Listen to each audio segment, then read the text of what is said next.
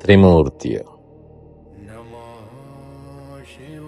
අවිද්‍යාවෙන් පිරිච්ච ලෝකයේ විද්‍යාව මතු කරන ත්‍රිමූර්තිය.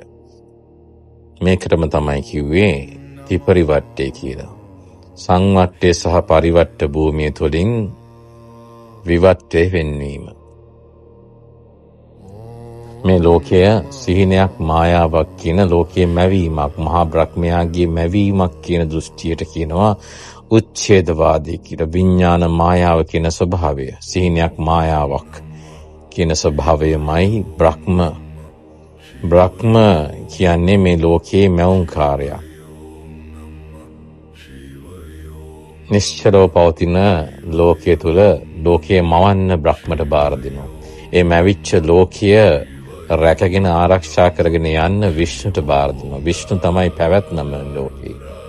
පඨවි ආපෝ තේජෝ වායෝ වර්ණ දන්ද රස ඕජා වලින් සදිච්ච මේ උපාදානය වන භෞතික ලෝකයේ විෂ්ණුගේ පැවැත්ම, විෂ්ණු විසින් ආරක්ෂකයා විදිහට කටයුතු කරගෙන යන ලෝකයේ එක අන්තයක් වෙනවා. ත්‍රිමූර්ති ඒකාන්තයක් විෂ්ණු වෙනකොට අනිත් අන්තය බ්‍රහ්ම වෙනවා. ඒකාන්තයක් සංවට්ටයත් අනිත් අන්තය පරිවට්ටයක් මැදින් විවර කිරීම විවට්ටය නම් මැදින් ශිව එනවා. ශිවගේ පණිවිඩය විෂ්ණුගේ ධර්මයත් බ්‍රහ්මගේ මැවීමත් දෙකට පළලා ශිව මැදින් පණිවිඩය කියන. අර අන්ත දෙකම විනාශ කරලා දාලා ශිවගේ පණිවිඩය ඇහෙන්න නම් අර ප්‍රඥා ඇස අවශ්‍ය වෙන ඔබටත්. ඔන්න ඕකටම තමයි කිව්වේ ජාග්‍රත් ලෝකියත් ස්වප්න ලෝකියත්. ඕකටම තමයි කිව්වේ සංවට්ට ලෝකියත් පරිවට්ට ලෝකියත්. ඕකටම තමයි කිව්වේ ශාස්ත්‍රිත දෘෂ්ටියත් උච්ඡේද දෘෂ්ටියත්. ඕකටම තමයි කිව්වේ විෂ්ණු. ඕකට තමයි කිව්වේ බ්‍රහ්ම මැදින් එනවා ශිව කියලා. පණිවිඩය එකයි. රූපය වෙනස්, දෘෂ්ටිය වෙනස්. කියන්නේ එකම කතාවක්, පෙනෙන්නේ තමන්ගේ කණ්ණාඩි දෙක අනුව. ශිවමයි බුදු ගන්නේ, බුදුමයි ශිව ගන්නේ. ශිවගේ පණිවිඩයත් බුද්ධ පණිවිඩයත් දෙකම එකක් වෙනවා. දෙන්නම කියන්නේ එකම පණිවිඩයක් වෙනවා. මේ අන්ත දෙකෙන් ගැලවීමේ පණිවිඩයයි බුද්ධ පණිවිඩය. ශිව භක්තිකයන්ට ශිවගේ පණිවිඩය ඇහෙන්න පටන් ගන්නවා. විෂ්ණුට බාර වෙලා තිබ්බේ මේ ලෝකෙ පවත්වාගෙන යන්න. නැවැත්මෙන් පැවැත්ම ආරක්ෂා කරගෙන යන්න. ඒ කියන්නේ සත්‍ය පුද්ගලික ඉන්නවාය, ශ්‍රාස්ත්‍රතය, නිට්ටයයි සුඛයි ආත්මයි කියන සක්කාය දිට්ඨිය ඇතයි කියන කොටස. ඒ කියන්නේ සංවට්ට භූමිය, ඇහැකරනාසය දිව ශරීරයෙන් හැදිච්ච මනසක් තුල පවත්නා සත්ත්ව ස්වરૂපයේ විෂ්ණු විසින් ආරක්ෂා කරගෙන යනවා. විෂ්ණු විසින් ආරක්ෂා කරගෙන යනවා. බ්‍රහ්මයා විසින්, මහා බ්‍රහ්මයා විසින් මවපු ලෝකය මැවීම අන්තාපබ්බජිතේන නසේවිතබ්බා කියන පාඨයෙන් එන අන්ත දෙක. මහණෙනි, මේ ලෝකයේ අන්ත දෙකක් පවතින. එක අන්තයක් ඇත කියන අන්තය, එනම් විෂ්ණු දරණ අන්තය.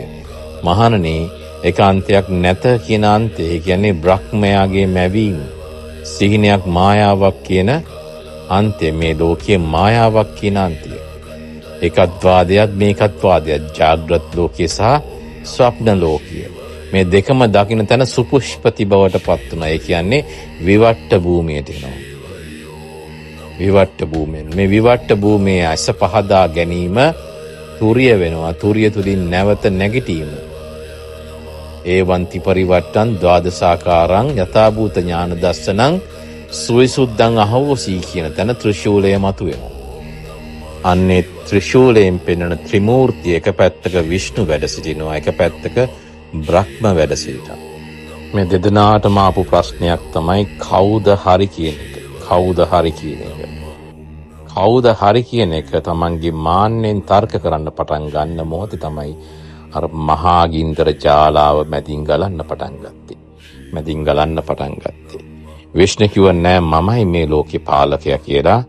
බ්‍රහ්ම කිව්වා මමයි මේ ලෝක පාලනය. ඒ ඔබගේ සිතේ අන්ත දෙක, දොතාවය, ඇත්ත සහ නැත කියන අන්තය. ඔන්න ඔතනටම තමයි ඇහුවේ ස්වාමිනී භාග්‍යතුන් වහන්සේ මේ කෙලෙස් නැමැති යෝගය ඔබ වහන්සේ තරණය කරේ කෙසේද කියලා. ඔන්න ඔය ප්‍රශ්නෙම තමයි අර සීර සාගරයේ මැදින් නැගී ආපු ගින්දර ජාලාව. මේක ඒකාන්තයක් හොයන්න බ්‍රහ්මට හංසෙක් වගේ ඉහළට යන්න සිද්ධ වුණා. විෂ්ණුට ඌරෙක් වගේ පල්ලෙහාට යන්න සිද්ධ වුණා. හැබැයි දෙන්නටම මේකේ අගක් මුලක් හොයාගන්න බැරි වුණා. කොටින්ම කියනවා නම් අර ඕගේ තරණය කරන විදිය හොයාගන්න බැරි වුණා. විෂ්ණුට බැරුණා මේකේ කෙලවර හොයාගන්න, මුල හොයාගන්න. බ්‍රහ්මට බැරුණා මේකේ කෙලවර හොයාගන්න, මුල හොයාගන්න. ඔතරම නේද ඇහුවේ ස්වාමීනි භාග්‍යතුන් වහන්සේ කෙලෙස් නැමැති සයුර මේ ඕගේ තරණය කරේ කොහොමද කියලා. ඔන්න ඔය ඕගේම තමයි විෂ්ණුටත් බ්‍රහ්මටත් තරණය කරන්න බැරුව ඉහළ පහළ ගිය අර ගින්දර ජාලාව. ඔන්න ඔය ගින්දර ජාලාවෙන් එතර වෙන්න බැරුව, ඔකෙන් බේරෙන්න බැරුව අවසානයේ දෙදෙනාටම නවතින්න සිද්ධ වුණා. පිහිටා සිටියෙත් නැති, නොපිහිටා සිටියෙත් නැති තැනකදී පින්වත් දෙවිය මා මේ යෝගයෙන් එතර වුණා කියලා කිව්වා එදා බුදුන් වහන්සේ. ඒ වගේම ත්‍රිමූර්තියෙන් කියනවා ඌරෙක් විදියට පහළට ගිය විෂ්ණුටත් හංසෙක්ම වාගෙන ඉහළට ගිය බ්‍රහ්මටත් ඒ ගිනි ජාලාවෙන් එතර වෙන්න බැරි වුණා. නැවතුන තැන පිහිටා සිටියෙත් නැති, නොපිහිටා සිටියෙත් නැති තැනදී තමන්ට සක්කාය දිට්ඨිය ඇත කියන පැත්තත්, සත්තාය දිට්ඨිය නැත කියන පැත්තත් මෙන්න මේ ඉවුරු දෙකම දකින්න තැනදී මැදින් ශිව පහළ වුණා. මැදින් වෙවට්ට වුණා. සුපුෂ්පති වුණා. සුපුෂ්පති තුල තුරිය වුණා. තුරිය පිපිතිලා තුරියාතිය වුණා.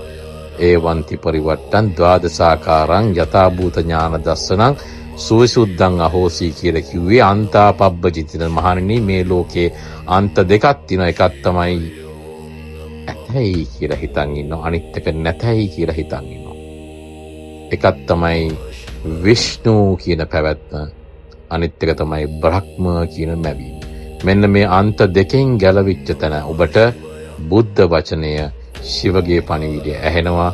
ත්‍රිමූර්තිය ඔබට පේන්න පටන් ගන්නවා. ත්‍රිශූලය අරගෙන ශිවගේ පණිවිඩය කියනවා. මැදින් පණිවිඩය කියනවා.